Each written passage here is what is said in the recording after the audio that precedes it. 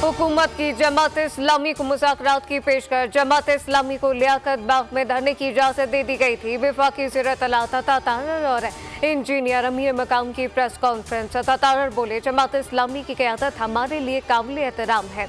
हुकूमत जमात इस्लामी के साथ मामलात पर बातचीत के लिए तैयार है। हाफिज नईम दूर अंदेश सियासतदान है, उन्होंने हमेशा दानिशमंदी का मुजाहरा किया।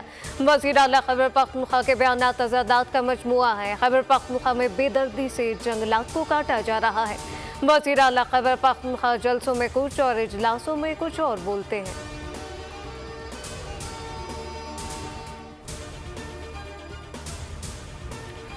और कहीं हालात की मजबूरी, कहीं मोहब्बतों में दूरी, कहीं आस है सब बदलने की, गम का सूरज ढलने की। यही सिलसिला अजीज है, यही वक्त की रवानी। आओ मिलकर देखते हैं क्या कहती है बोल कहानी। बोल एंटरटेनमेंट ला रहा है बोल कहानी। पहली के साथ रात 8 बजे देखें।